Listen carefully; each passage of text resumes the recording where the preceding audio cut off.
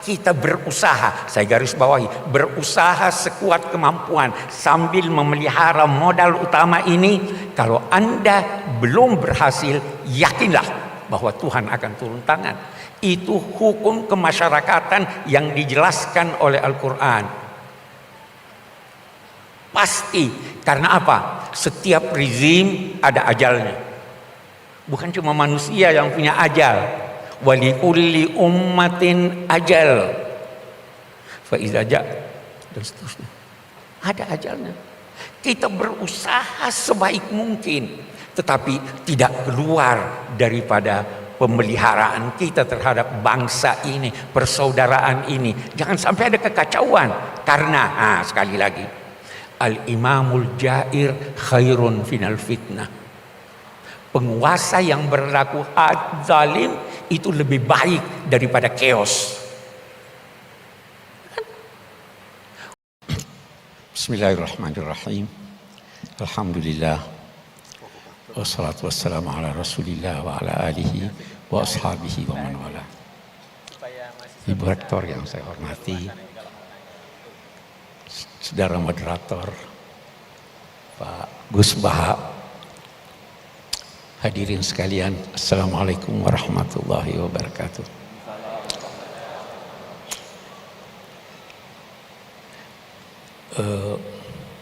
Saya tuh selalu terkagum-kagum dengan Gus Baha. Dapat saja dia kisah dari Al-Quran untuk dia jadikan sebagai nasihat buat kita semuanya. Jadi saya ingin memulai dengan mensyarah itu. Dua orang berselisih, satu kaya raya, satu miskin. Dia datang ke Nabi Daud. Kita perhatikan ucapannya. Inna hadza akhi lahu tis'un wa tis'una na'jah. Dia berselisih, tapi dia berkata, saudaraku ini. Lihat, kendati berselisih, dia masih berkata, saudaraku ini mempunyai 99 ekor kambing. Saya punya cuma satu. Dia mau yang satu itu juga dia ambil. Kita lihat lebih jauh. Nabi Daud begitu mendengar, dia lantas memberi putusan. Qad zalamaka bisu'ali na'jatik. Dia telah menganiaya kamu dengan menuntut dia punya yang satu itu. Kita lihat, benar enggak Nabi Daud ini? Tidak. Dia sadar bahwa dia telah memberi putusan sebelum mendengar dari pemilik 99. Apa maknanya? Jangan cepat-cepat beri putusan. Dengar dari seluruh pihak, baru beri putusan. Yang saya ingin katakan, kalau kita merujuk baik kepada kitab suci maupun kepada kearifan lokal, semua problema kita dapat terselesaikan dengan syarat kita menganggap yang tidak sependapat dengan kita adalah saudara kita, dan ya kan, dan berusaha mencari solusinya dari tuntunan Tuhan dan kearifan lokal kita. Dan itu sangat banyak. Ini saya kira satu yang saya ingin menjadi mukaddimah dari apapun namanya, untuk kita menghadapi ini, merawat ukhuwah.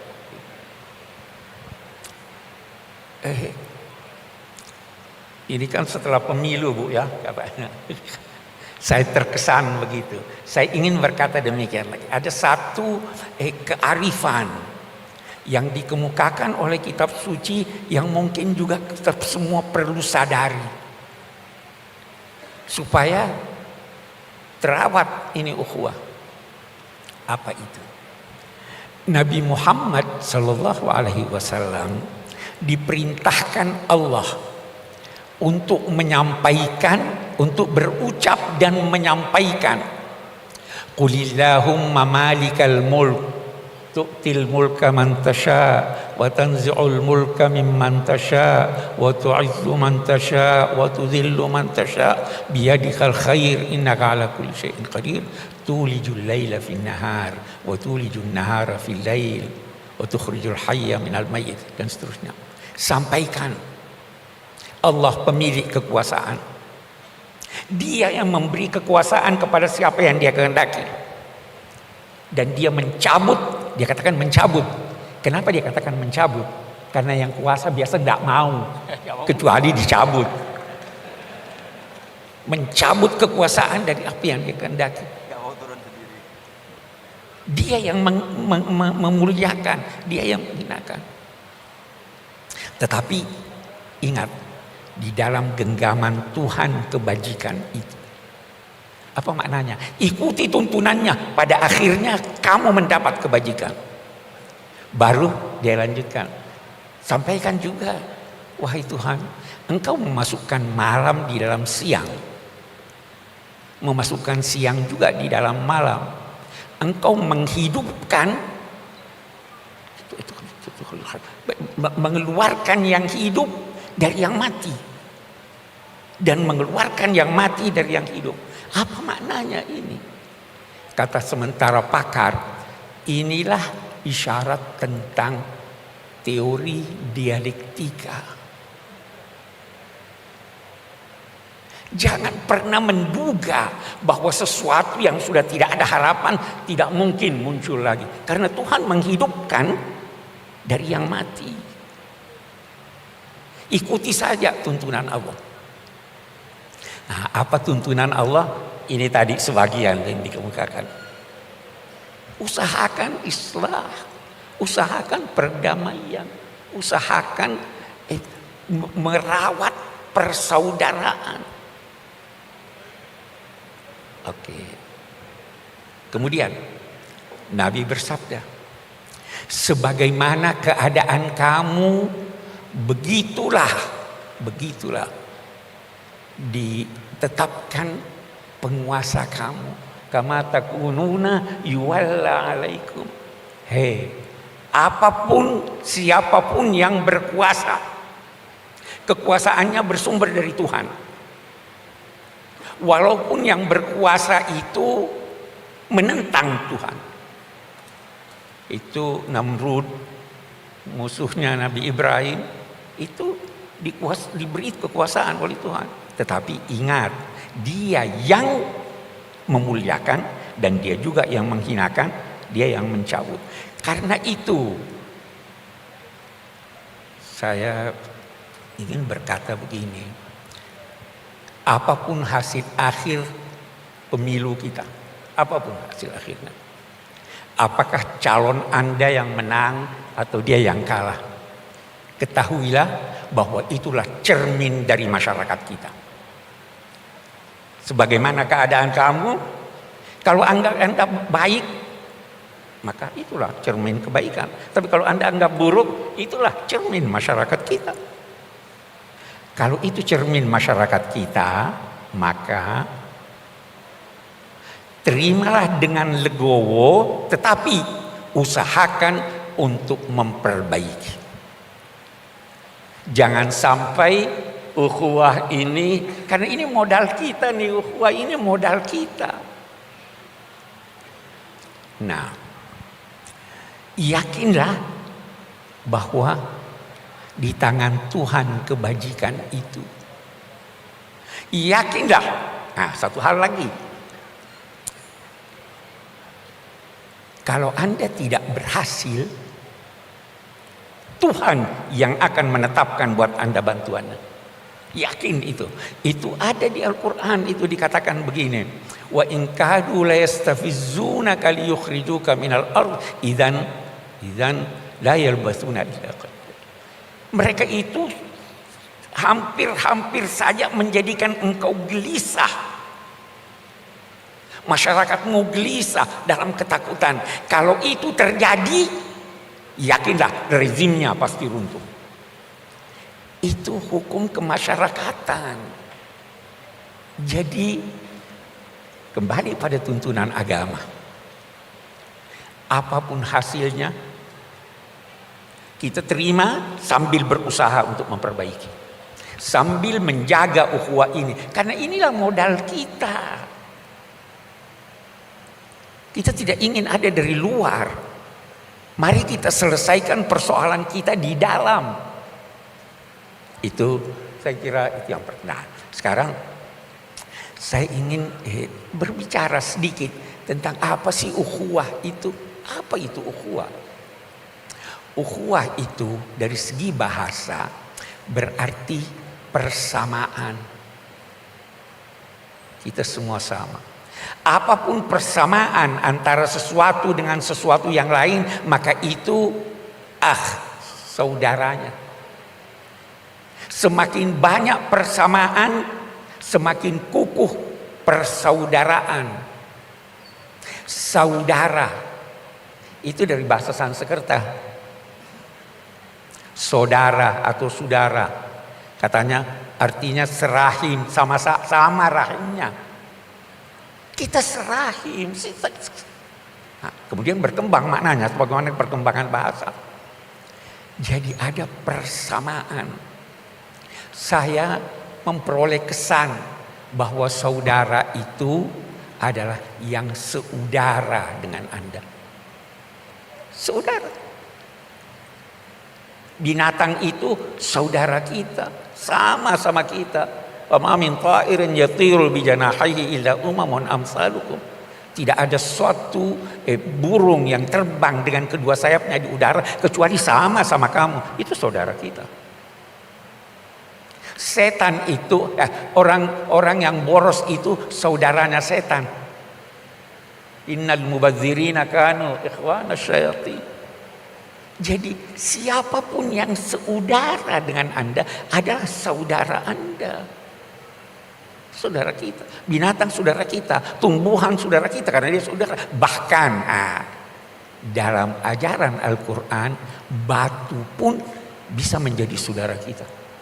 Gunung itu mencintai kita. Uhudun yuhibbuna. Dia juga dalam dua tanda petik hidup. Semua saudara kita. Apalagi kemudian karena itu bertingkat-tingkat dan bermacam-macam persaudaraan itu.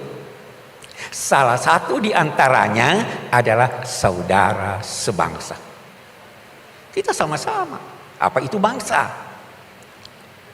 Beda-beda definisi para pakar tentang bangsa. Tetapi yang jelas dengan bangsa, lahir bangsa dari adanya persamaan. Sama dengan saudara. Boleh jadi persamaan sejarah, persamaan budaya, persamaan cita-cita. Kita sebagai bangsa banyak sekali persamaan kita.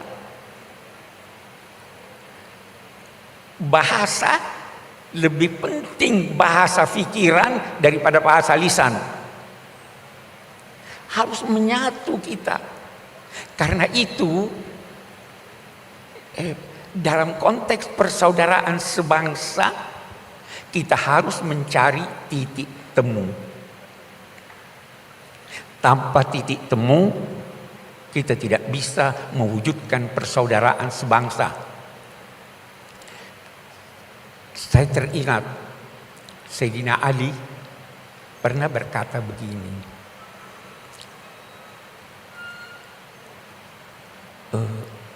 Penyakitmu disebabkan olehmu. Obatnya ada di tanganmu, tapi engkau tidak sadari. Jangan sampai kita seperti itu. Penyakit kita disebabkan oleh kita sendiri. Obatnya ada di tangan kita, tapi kita abaikan obat itu. Saya kembali, kita punya titik temu. Sebagai bangsa, titik temu kita Pancasila. Ketuhanan yang Maha Esa. Itu titik. Bisa kita berbeda-beda penafsiran tentang apa arti ketuhanan yang Maha Esa. Bisa beda-beda. Dalam Islam aja beda-beda itu. Tetapi kita percaya Tuhan. Bisa beda-beda kita dalam mengartikan Maha Esa itu apa. Tetapi kita percaya ada penguasa. Itu titik kita. Titik, Anda menulis kata dimulai dari titik. Apa yang Anda tulis terserah, asal mulai dari titik Tuhan. Kalau tidak mulai dari Tuhan, no. Itu kesepakatan kita. Anda mengakhiri kalimat dengan titik. Jangan pakai koma. Kalau begitu, Tuhan adalah pangkalan tempat bertolak dan pelabuhan tempat bersau. Kita berbeda, mari kita kembali kepada tuntunan Tuhan. Itu kesepakatan. Yang tidak mengakui ini di luar bangsa Indonesia. Kemudian ada kemanusiaan. Kesepakatan. Kemanusiaan itu mendahului keberagamaan. Mendahului keberagamaan. Anda mau pergi sholat Jumat, di tengah jalan ada orang yang ketabrak yang perlu ditolong. Apa Anda pergi sholat Jumat? Atau tolong ini? Anda mau sholat, mau berwudu, ada air. Kalau Anda pakai, ada yang mau minum yang kehausan. Jangankan manusia, anjing kehausan mau minum, Anda kasih dia minum atau gunakan untuk berwudu. Kemanusiaan itu tidak hanya tertuju pada manusia, tertuju kepada seluruh makhluk Tuhan. Kita ada kerakyatan, ya kan? Persatuan dulu, kerakyatan. Saya itu merenung-renung tentang apa yang dirumuskan dan menjadi kesepakatan kita tentang kerakyatan yang dipimpin oleh hikmah kebijaksanaan dalam permusyawaratan perwakilan. Luar biasa, luar biasa. Tahu apa arti rakyat? Rakyat itu dari kata riayah, ra'in. Pengembala itu dinamai ra'i, yang memelihara, memberi makan, melindungi. Rakyat itu harus dipelihara, dilindungi, dijaga. Itu kerakyatan. Dipimpin hikmah. Tahu apa itu hikmah? Hikmah itu terambil dari akar kata yang berarti kendali. Hikmah itu sinonim dengan siasat.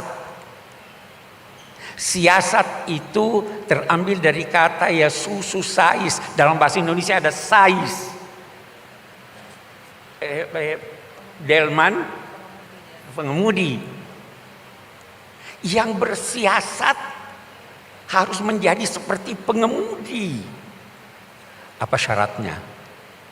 Dia harus kenal fungsi-fungsi dari kendaraan yang dia akan gunakan. Dia harus tahu ini rem, ini apa namanya dan sebagainya, ini mesin. Kalau dia tidak tahu, tidak boleh dong mengemudi. Ada lagi, bukan cuma tahu, punya pengalaman dalam hal itu. Anak kecil, anak saya tahu itu, ini rem, ini klakson, ini.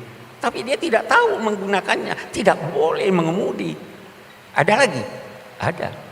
Dia harus tahu jalan, dia harus tahu arah. Kalau dia tidak tahu arah, kemana kita mau pergi? Jangan bersiasat. Itu bukan hikmah. Ada lagi? Ada. Mengemudi itu ada seninya. Bukan asal, ya ada seninya. Ada lagi, satu lagi. Dan ini yang hilang dari kita. Apa itu? Akhlak. Mengemudi itu perlu akhlak.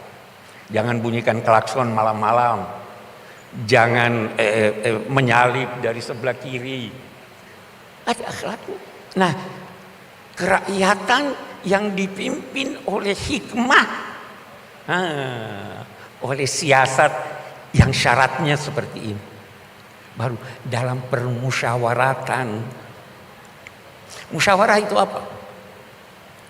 Musyawarah itu pada mulanya berarti mengambil madu dari sarangnya. Siapapun yang menemukan madu itu milik bersama. Karena itu Nabi bersabda, orang beriman itu seperti lebah. Bagaimana lebah? Dia selalu berada di tempat yang bersih. Kalau dia hinggap di dahan, dia tidak merusak. Ya, lebah begitu. Kalau dia menemukan kuntum bunga, dia tidak ambil sendiri. Dia menari-nari panggil yang lain, mari bersama-sama mengambil.